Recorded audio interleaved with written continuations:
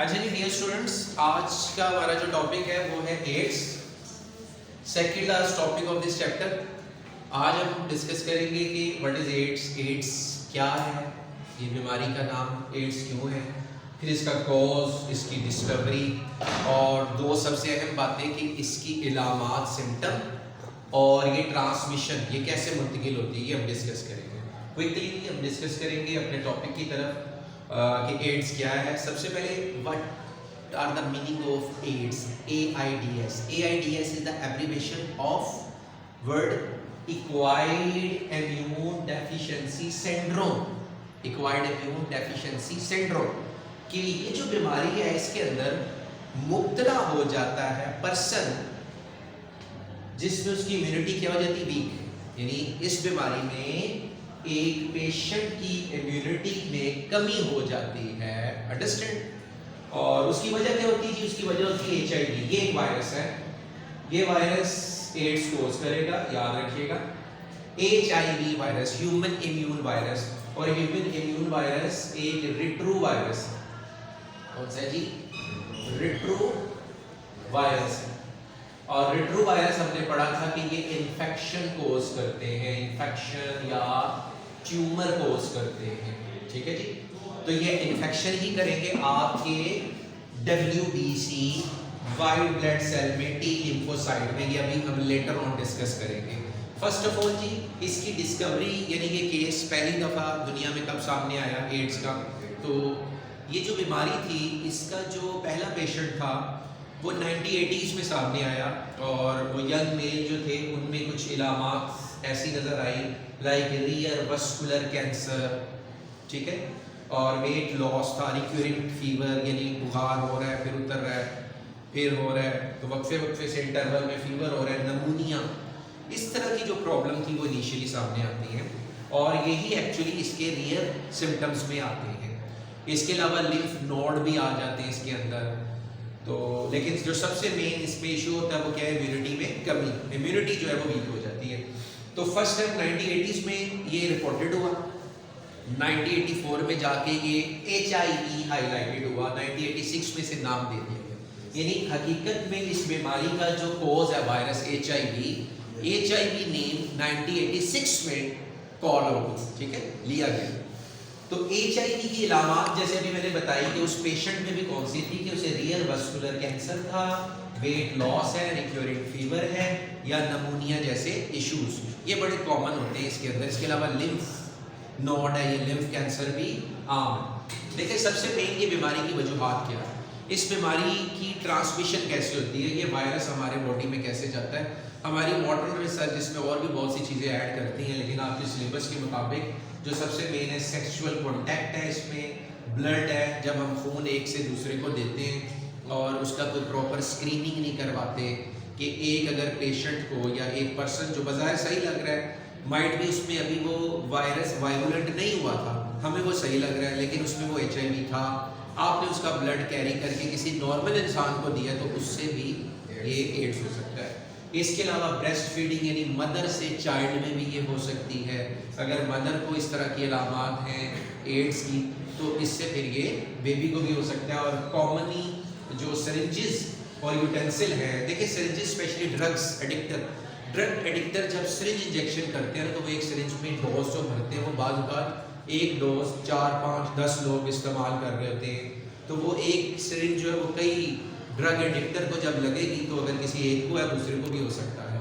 और utensil, medical utensil से भी ये होता है, सिलोन यूटेंसिल से भी होता है, रेजर इसमें आ जाता है। तो इसमें ब्लड की ट्रांसमिशन यानी अगर किसी HIV के पेशेंट का खून से डायरेक्ट कांटेक्ट हो जाए तो उससे फिर ये बीमारी हो जाती है, ठीक है।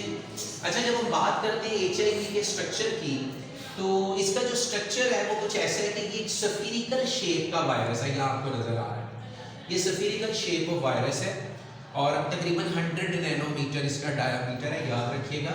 इसकी अगर अंदर हम देखें तो जैसे हमने पढ़ा था वायरस में दो चीज़ें कॉमन है, एक होता है उसका जीनोम, तो इसका जीनोम है RNA, ये 2 RNA के स्टैंड है, सिंगल स्टैंड। लेकिन इसके अंदर एक बड़ी इंटरेस्टिंग चीज़ ये आपको डॉट में नजर आ रही है, ये रिवर्स ट्रांसक्रिप्टेज एंजाइम, जो कि इस वायरस को बहुत खतरनाक खतरनाक बना देते हैं। ये अभी मैं इसकी लाइफ साइकिल में बताता हूँ कि कैसे इन्फेक्शन करता है।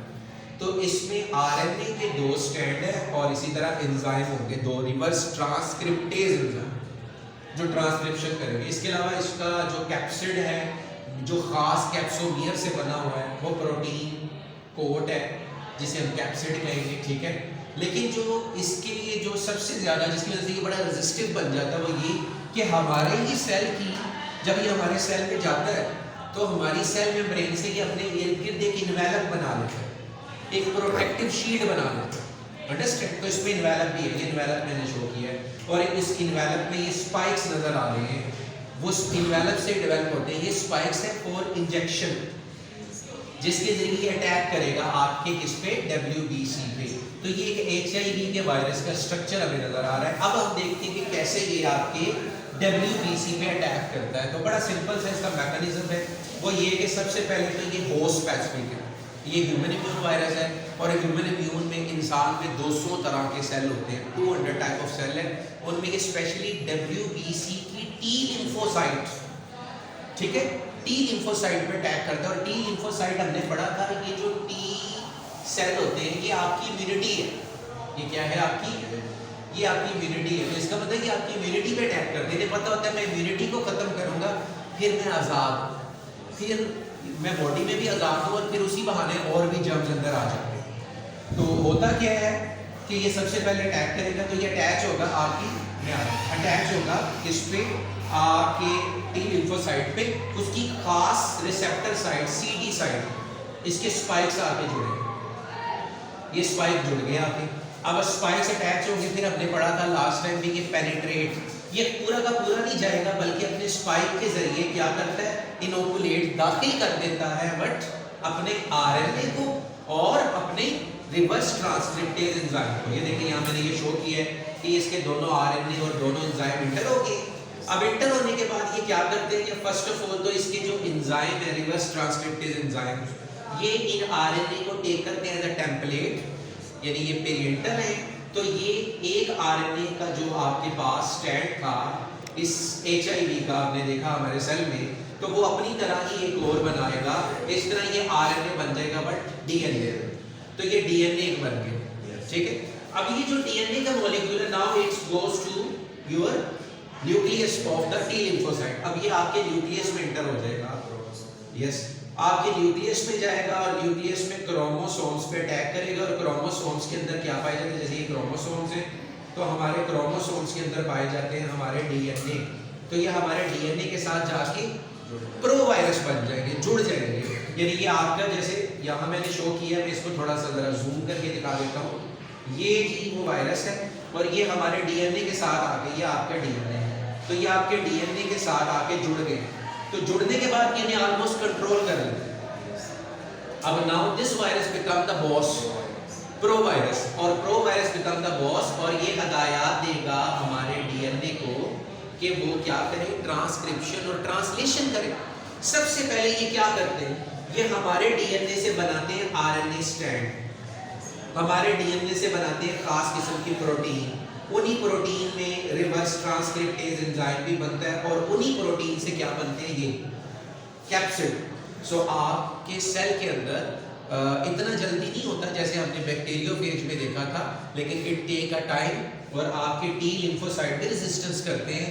लेकिन इस दौरान में हम ये देखते हैं कि 100 ऑफ स्ट्रक्चर जो है वो बन जाते हैं, स्पेशली किसके, HIV के। तो HIV का ये देखिए, ये HIV का कैप्सिड भी बन गया है, HIV का RNA भी बन गया है और रिवर्स ट्रांसक्रिप्टेज। अब ये जो इन्वेलप है, जब जो ये बाहर निकलते हैं तो हमारी सेल मेम्ब्रेन को, यानी T लिम्फोसाइट की सेल मेम्ब्रेन को जब ब्रश करके जाते हैं तो उसी सेल मेम्ब्रेन से अपने इर्द गिर्द क्या बना लेते हैं, एक इन्वेलप। ये देखिए एक इन्वेलप क्रिएट हो गया है। सो इन्वेलप की फॉर्मेशन हो गई है, स्पाइक्स और ऑलरेडी कैप्सिड तो बन चुके थे इनसाइड ऑफ द सेल। तो सेल इन्फेक्टेड हो गया है लेकिन इन्होंने अपनी लाइफ साइकिल रिप्रोडक्शन कर। सो इस तरह हमारी इम्यूनिटी कम होती रहती है और जब इम्यूनिटी कम हो जाएगी तो फिर बहुत सी और भी बीमारियां हो जाती हैं। तो एड्स इसीलिए एक कलेक्शन ऑफ डिजीजेस का नाम भी आप कह सकते हैं। ये था जी आज का हमारा ब्रीफ सा लेक्चर जिसमें हमने 3-4 टॉपिक को डिस्कस किया। एड्स, इसका इंट्रो, इसका सिम्टम, इसका कॉज और साथ में इसका स्ट्रक्चर और लाइफ साइंस।